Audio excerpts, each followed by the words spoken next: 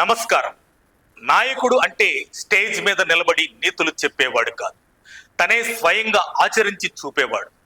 పశ్చిమ ఆసియా సంక్షోభం నేపథ్యంలో దేశ ప్రజలందరూ ఇంధనాన్ని ఆదా చేయాలని ప్రధాని నరేంద్ర మోడీ ఇటీవల పిలుపునిచ్చిన విషయం మనకు తెలిసిందే. అయితే ఇది కేవలం ప్రజలకు ఇచ్చిన పిలుపు కాదు, దాన్ని ఒక సామాజిక ఉద్యమంగా మార్చేందుకు ప్రధాని స్వయంగా రంగంలోకి దిగారు. ఇంధన పొదుపును తన సొంత కార్యాలయం నుంచే ప్రారంభించి దేశం మొత్తానికి ఆదర్శంగా నిలుస్తున్నారు. ఎలాగో తెలుసా? ప్రధాని మోడీ తన అధికారిక కాన్వాయ్లోని వాహనాల సంఖ్యను ఏకంగా సగానికి సగం తగ్గించేసుకున్నారు. తన భద్రతా ప్రోటోకాల్స్కు ఎలాంటి ఇబ్బంది కలగకుండానే అనవసరమైన ఎస్కార్ట్ వాహనాలను పక్కన పెట్టేసి ఇంధన వృధాను అరికట్టవచ్చని ఆయన ప్రాక్టికల్గా నిరూపిస్తున్నారు. ప్రధాని వేసిన ఈ అడుగు ఇప్పుడు ఢిల్లీ వర్గాల్లో సంచలనంగా మారింది. ప్రధాని బాటలోనే ఇప్పుడు కేంద్ర హోంమంత్రి అమిత్ షాతో పాటు పలువురు కేంద్ర మంత్రులు కూడా తమ కాన్వాయ్లను కుదించుకోవడం ప్రారంభించారు. జాతీయ భద్రతా పరిపాలనలో వాహనాల అవసరం ఉన్నప్పటికీ వీలైనంత తక్కువ వాహనాలతో ప్రయాణించడం ద్వారా భారీగా ఇంధనం ఆదా చేయొచ్చని మంత్రులు భావిస్తున్నారు.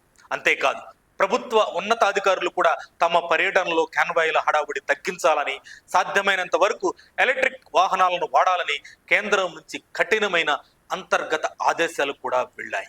ఇంధన దిగుమతుల కోసం మన దేశం వెచ్చిస్తున్న లక్షల కోట్ల విదేశీ మారక ద్రవ్యాన్ని ఆదా చేసి ఆర్థిక వ్యవస్థను బలోపేతం చేయాలన్నది కేంద్రం అసలు లక్ష్యం.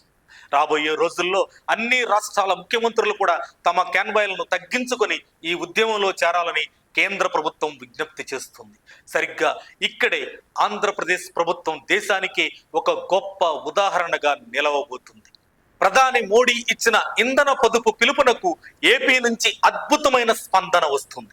ముఖ్యమంత్రి నారా చంద్రబాబు నాయుడు, ఉప ముఖ్యమంత్రి పవన్ కళ్యాణ్ ఇద్దరు కూడా ప్రధాని బాటలోనే నడవాలని ఒక కీలక నిర్ణయం తీసుకున్నట్లు సమాచారం.